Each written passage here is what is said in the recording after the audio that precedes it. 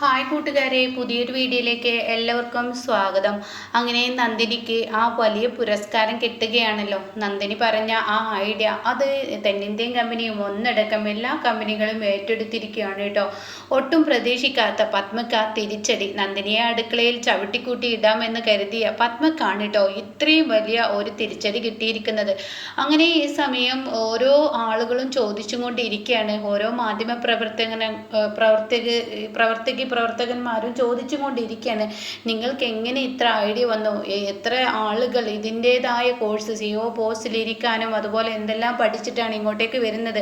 എന്നാൽ ഒരു അടുക്കളക്കാരിയായ നന്ദിനി ഒരു CEO പോസ്റ്റിൽ ഇരുന്ന് ആ സമയം തന്നെ ഇരുന്ന് കയറി രണ്ടാം ദിവസം തന്നെ ഇത്രയും വലിയൊരു ഐഡിയ പറഞ്ഞത് ഞങ്ങൾക്ക് വിശ്വസിക്കാനാവുന്നില്ല. നിങ്ങൾ സത്യത്തിൽ ഞങ്ങളിൽ നിന്ന് മറച്ചു വെക്കുകയാണോ? എന്തെങ്കിലും പഠിച്ചിട്ടുണ്ടോ എന്നൊക്കെ. പഠിച്ചവർക്ക് പോലും ഇത്രയും ഐഡിയകൾ വരില്ല. എന്തായാലും എല്ലാ കമ്പനിയും നിങ്ങളെ ഏറ്റെടുക്കും. ഇത്രയും ബുദ്ധിപരമായ ഒരു CEO അല്ല, അതുക്കും മേലെയുള്ള ഒരാളായിട്ടാണ് നിങ്ങളെ ഞങ്ങൾ കാണുന്നത് എന്നൊക്കെ ഇങ്ങനെ പറച്ചിലായിട്ടോ. അങ്ങനെ ഈ പറച്ചിലുകളൊക്കെ തുടരുമ്പോൾ ഉടൻ തന്നെ പത്മക്ക് ഇങ്ങനെ കലി പൂണ്ട് വരികയാണ്. പത്മക്ക് അവിടെ നിൽക്കാൻ കഴിയില്ല. പത്മ ദേഷ്യത്തോടു കൂടി അവിടെ നിന്ന് പോവുകയാണ്. അപ്പോൾ ഉടൻ തന്നെ എന്തായാലും പിന്നാലെ വാലുകളോ ഇപ്പോൾ പോവും എന്ന് സൂര്യ മനസ്സുകൊണ്ട് പറയാണ്. അപ്പോൾ നന്ദിനി, സൂര്യ സാർ ഒരു വഴക്കുണ്ടാക്കരുതെന്ന് ഞാൻ പലവട്ടം പറഞ്ഞിട്ടുണ്ട്. അത് കേട്ട ഉടൻ തന്നെ നന്ദിനി ആണെങ്കിലോ നന്ദിനിയുടെ വാക്ക് കേൾക്കുമ്പോൾ സൂര്യ ഇവിടെ മിണ്ടാതെ നിൽക്കുകയാണ് കേട്ടോ. നന്ദിനി ചില കാര്യങ്ങൾ പറയണം. നീ ഈ ഒരു CEO പോസ്റ്റിലിരുന്ന് ഈ ഐഡിയ പറഞ്ഞപ്പോൾ പലവർക്കും പുച്ഛമായി നിന്നെ പുച്ഛത്തോടു കൂടി ഇവരൊക്കെ ശ്രദ്ധിക്കുന്നത്. സൂര്യയാണെങ്കിലോ നന്ദിനി ശബ്ദിക്കരുത് എന്ന് പറഞ്ഞാൽ പിന്നീട് ശബ്ദിക്കില്ല കേട്ടോ.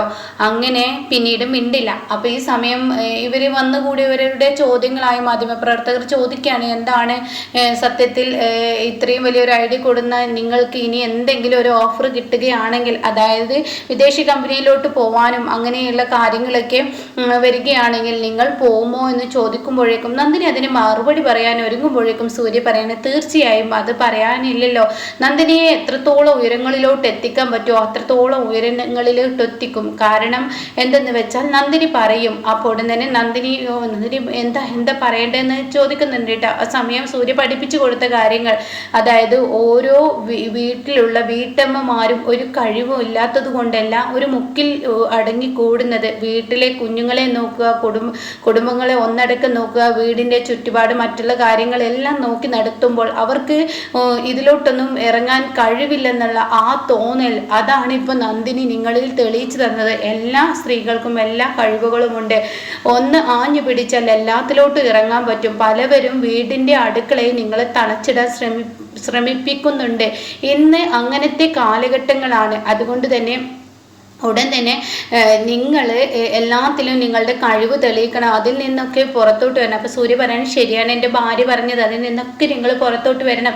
ഈ നിൽക്കുന്ന എൻ്റെ നന്ദിനി ഈ വാക്കുകൾ പറയുന്നത് എൻ്റെ വാക്കുകളാണ്, ഞാൻ അവളോട് പറഞ്ഞ വാക്കുകളാണ്. കാരണം അവൾ ഒന്നിനും എനിക്കറിയില്ല, കഴിവില്ല എന്നൊക്കെ പറഞ്ഞ് ഓരോ മുക്കിലിരിക്കുന്ന സമയത്തും ഞാൻ അവൾക്ക് പ്രചോദനമായി ഒപ്പം നിന്ന് ഞാൻ അവളോട് എല്ലാം കഴിയുമെന്ന് പറഞ്ഞിട്ട് അവളെ ഇങ്ങോട്ട് കൊടുന്നതാ. അപ്പോൾ സൂര്യയുടെ അച്ഛനോടായി പിന്നെ ഇവരുടെ ചോദ്യം, അല്ല ഇങ്ങനെ ഒരു മരുമകളെ കിട്ടിയതിൽ എന്താണ് നിങ്ങളുടെ അഭിപ്രായം? അപ്പോൾ ഉടൻ തന്നെ സൂര്യയുടെ അച്ഛൻ പറയാണ്, ഈ ഒരു പെൺകുട്ടി എൻ്റെ വീട്ടിലോട്ട് വന്നത് മുതൽ ഞങ്ങൾക്ക് എല്ലാവർക്കും വലിയ വലിയ നേട്ടങ്ങളാണ്. കാരണം ഈ നന്ദിനി മുഖേന ഞങ്ങൾക്ക് ഓരോ നേട്ടങ്ങളും കിട്ടിക്കൊണ്ടിരിക്കുകയാണ്, ഓരോ അറിവുകളും പഠിച്ചും കൊണ്ടിരിക്കുകയാണ്. നിങ്ങളെല്ലാവരും പറയുന്നത് പോലെ കുറേ സർട്ടിഫിക്കറ്റുകളിൽ നിന്ന് എടുത്ത പഠനമല്ല നന്ദിനിയുടെ പഠനം. നന്ദിനിയുടെ പഠനം അത് പഠിക്കേണ്ടത് തന്നെയാണ്. പലതും ഇനിയും പഠിക്കാൻ ഇരിക്കുന്നു എന്ന് ഇങ്ങനെ യതീന്ദ്രൻ പറയാണ് കേട്ടോ. അങ്ങനെ പിന്നീട് ഈ ഒരു സംസാര വിഷയം അവിടെ നിൽക്കുകയാണ്. പിന്നീട് ഇവർ റൂമിൽ ചെന്നിരിക്കുകയാണ്. അയ്യോയ്യോ എൻ്റെ മമ്മി, എങ്ങനെ ഞാൻ ഇനി അവളുടെ മുഖത്തോട്ട് നോക്കും? മമ്മിയുടെ കൂടെ ഞാനും കൂടി അവളെ പുച്ഛിച്ചില്ലേ? അതുകൊണ്ട് തന്നെ ഇത്രയും വലിയൊരു സംരംഭത്തിലോട്ട് പോകുന്നു ഞാനൊന്നും വിചാരിച്ചില്ല. ഇത്രയും വലിയ ആളുകളൊക്കെ ഇത് ഏറ്റെടുക്കുമെന്ന് വിചാരിച്ചില്ല. എങ്ങനെ ഈ തലയിൽ മണ്ണ് കൊണ്ട് കുക്കർ ഉണ്ടാക്കുക എന്നുള്ള അവളുടെ ഐഡിയ അത് പൊട്ടുമെന്നാണ് ഞാൻ കരുതിയത്. പക്ഷെ അത് ഇത്രത്തോളം വിജയകരമാവുമെന്ന് ഒരിക്കലും പ്രതീക്ഷിച്ചില്ല. അപ്പോൾ തന്നെ പത്മ പറയാണ് ഇത് കറക്കി കുത്തി വീഴുന്നത് പോലെയാണ് അവൾ വീണിരിക്കുന്നത്. അപ്പം അത് കേട്ട ഉടൻ തന്നെ ഞാനൊരു കാര്യം പറയട്ടെ എന്ന് വിജയ് പറയണം കേട്ടോ. ഞാനൊരു കാര്യം പറയാം, ഇത് അങ്ങനെ അങ്ങ് തള്ളിക്കളയണ്ട. ഞാൻ എപ്പോഴും എന്ത് പറയുമ്പോഴും നിങ്ങളെല്ലാവരും എന്നെ പുച്ഛിക്കുകയാണ് ചെയ്യുന്നത്. എന്നാൽ ഈ സമയം ഇനിയെങ്കിലും നിങ്ങൾ എന്നെ പുച്ഛിക്കാതെ കാര്യങ്ങൾ കുറച്ച് വ്യക്തമാക്കി എടുക്കൂ. അത് കേട്ട ഉടൻ തന്നെ പത്മ എന്താ എന്താ വിജയ് നിനക്ക് വേണ്ടത്?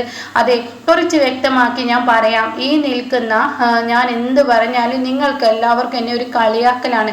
നന്ദിനി ഇപ്പോൾ മണ്ണ് കൊണ്ട് കുക്കർ എന്നുള്ള ആ ഒരു സംരംഭം ആ ഐഡിയ ആളുകളിലോട്ട് എത്തിച്ചപ്പോൾ ആളുകൾ അത് ഒന്നടക്കം ഏറ്റെടുത്തു.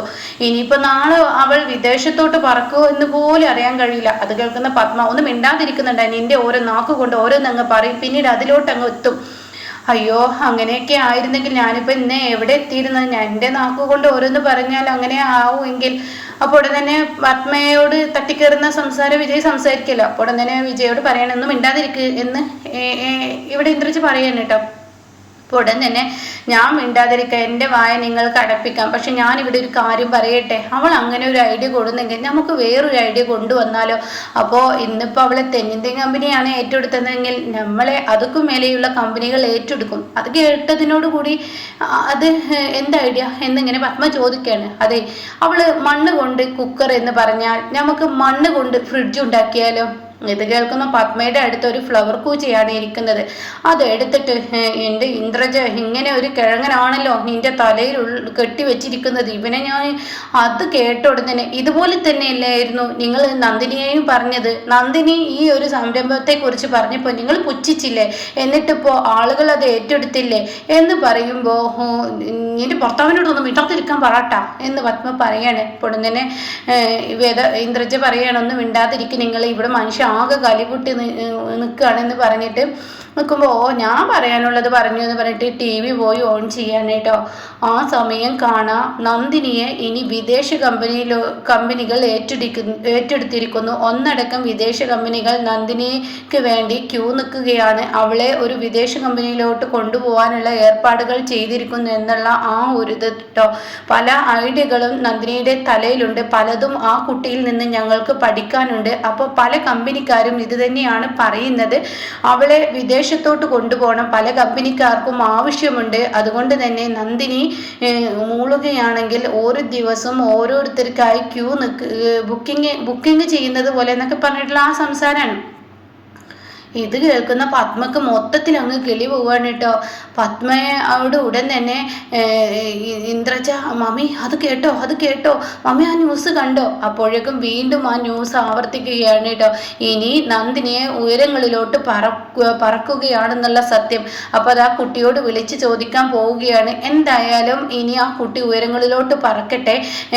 ഈ പറയുന്നത് പോലെ ഒരു വീട്ടമ്മയാണെന്ന് പറഞ്ഞ് മുക്കിലിരുന്ന ആ പെൺകുട്ടി ഇന്ന് ഒരു CO പോസ്റ്റിൽ കയറിയ 2-ാം ദിവസം തന്നെ ഇത്രയും വലിയ ഐഡിയ കൊണ്ടുവന്നെങ്കിൽ ഇതിലും വലിയ വലിയ ഐഡിയകൾ കൊണ്ടുവരാൻ കഴിയും. എന്തായാലും ഇങ്ങനെ ഒരു ഭാര്യയെ സൂര്യയ്ക്ക് കിട്ടിയത്, ഈ പറയുന്ന അളകനന്ദയിലെ പത്മയുടെ മകൻ സൂര്യയ്ക്ക് കിട്ടിയത് അതൊരു വലിയൊരു ഭാഗ്യം തന്നെയായി എല്ലാവരും കണക്കാക്കുന്നു എന്നൊക്കെ ഇങ്ങനെ പറഞ്ഞിട്ട് നന്ദിനി ഇങ്ങനെ പുകഴ്ത്തി സംസാരിക്കുകയാണ്. ഇത് പത്മയ്ക്ക് കേൾക്കാൻ ആവുന്നില്ല. അങ്ങനെ പത്മ ആ TV ഓഫ് ചെയ്തോ, ഞാൻ അല്ലെങ്കിൽ ആ TV തല്ലി പൊട്ടിക്കും. അപ്പോൾ അത് കേട്ട ഉടൻ തന്നെ ഇന്ദ്രജ മിണ്ടാൻ നിൽക്കാനുണ്ട്. അപ്പോൾ വിജയ് പറയണേ, എൻ്റെ ആൻറ്റി TV തല്ലി പൊട്ടിച്ചത് കൊണ്ടോ ഒന്നും കൊണ്ടോ ഒരു കാര്യമില്ല. അപ്പുറത്തെ സൂര്യ ഈ ന്യൂസ് കേട്ടിട്ടുണ്ടാവും.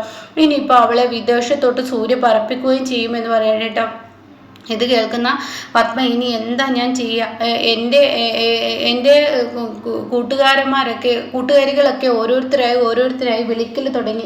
ഇനിയിപ്പോൾ ഞാൻ എന്ത് മറുപടിയാണ് അവരോട് നൽകുക? അവരോടൊക്കെ എനിക്ക് നന്ദിനി എന്ന മരുമകളെ ചൂണ്ടിക്കാണിക്കാൻ തന്നെ അറപ്പും വെറുപ്പുമായിരുന്നു. ഇപ്പോഴും എനിക്ക് അങ്ങനെ തന്നെ. അങ്ങനെയുള്ള നന്ദിനി കാരണം തനിക്ക് പത്മ ഇത്രയും വലിയൊരു കമ്പനിക്ക് ഇത്രയും വലിയൊരു നേട്ടമല്ലേ കിട്ടുന്നത് എന്നുള്ള സത്യങ്ങളൊക്കെ അവരിങ്ങനെ വിളിച്ചു പറയുമ്പോൾ ഞാൻ അവർക്ക് മുന്നിൽ എന്ത് മറുപടി നൽകും എന്നൊക്കെ പറഞ്ഞ് പത്മ ഇതിൽ നല്ലത് ഒളിച്ചോടുകയായിരിക്കും നല്ലത് എന്നൊക്കെ ഇങ്ങനെ പത്മ പറയാൻ കേട്ടോ. ആ സമയം സൂര്യ ആണെങ്കിലോ സൂര്യയുടെ അടുത്തോട്ട് യതീന്ദ്രൻ വരികയാണ്. സൂര്യ, ഞാൻ ന്യൂസ് കണ്ടോ? ഉണ്ട്, ഞാൻ കണ്ടു. അപ്പോൾ അതുകൊണ്ട് നിനക്ക് ഇനിയിപ്പോൾ എന്തായാലും കോള് വരും. വിദേശ കമ്പനികൾ നന്ദിനിയെ കൊണ്ടുപോകണമെന്ന് പറയുന്നു. നീ എന്ത് ചെയ്യുന്നു? അപ്പോൾ നന്ദിനി പറയണേ, ഇല്ല, ഞാൻ എങ്ങോട്ടേക്കും ഇല്ല. എൻ്റെ അപ്പോഴത്തെ ബുദ്ധിയിൽ ഞാനങ്ങ് പറഞ്ഞു. അതിത്ര വലിയൊരു കാര്യമായി വരുമെന്ന് എനിക്ക് തോന്നിയില്ല. അതല്ല, ഞാൻ എങ്ങോട്ടേക്കും ഇല്ല. എനിക്ക് വിദേശ കമ്പനിയോടൊന്നും കാര്യങ്ങൾ കൈകാര്യം ചെയ്യാനും അവരോട് സംസാരിക്കാനൊന്നും എനിക്ക് കഴിയത്തില്ല. അത് കേൾക്കുന്ന സൂര്യ പറയാണ്, കഴിയാത്തതിന് കഴിയിപ്പിക്കാനാണല്ലോ ഈ ഭർത്താവായ നിനക്ക് ഞാൻ. അതുകൊണ്ട് തന്നെ നീ വിദേശ കമ്പനിയോട്ട് പോവുക തന്നെ ചെയ്യുമെന്ന് പറയട്ടോ. പറഞ്ഞതുപോലെ തന്നെ ആ കോൾ സൂര്യക്ക് വരുന്നു. സൂര്യ നന്ദിനിക്ക് വിദേശ കമ്പനിയിലോട്ട് പോകാനുള്ള ആ ഒരു പെർമിഷൻ കൊടുക്കുന്നു. സൂര്യയും നന്ദിനിയും കൂടി ഇനി വിദേശത്തോട്ട് പറക്കുകയാണ് കേട്ടോ.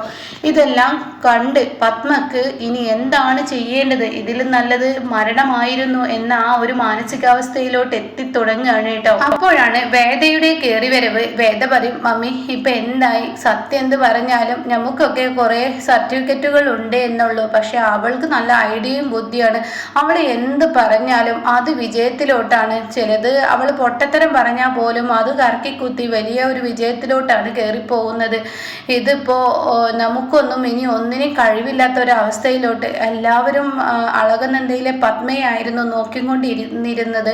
എന്നാൽ ഇനി അളകനന്ദയിലെ മരുമകളെ ആയിരിക്കും ഇനി എല്ലാവരും നോക്കുന്നത് എന്നൊക്കെ പറയുമ്പോൾ പത്മ ആ സുദേവന്റെ കാലിത്തൊഴുത്തിൽ കിടന്നിരുന്ന അവൾ ഇന്നിപ്പോൾ ഈ നിലയിലോട്ട് എത്തുന്നത് കണ്ട് എനിക്ക് സഹിക്കാൻ കഴിയുന്നില്ല. ഈശ്വര, ഞാൻ ഇനി എന്താ ചെയ്യുക എന്നൊക്കെ പത്മ പറയുന്നുണ്ട് കേട്ടോ. ഈ സമയം ഇന്ദ്രജെ, നീ ഒന്ന് ഇങ്ങോട്ടേക്ക് വന്നേ എന്ന് പറഞ്ഞിട്ട് വിജയ് കൊണ്ടുപോവാണ്. അപ്പോൾ വേദ ഒരു ഭാഗത്തോട്ട് പോകുന്നുണ്ട്.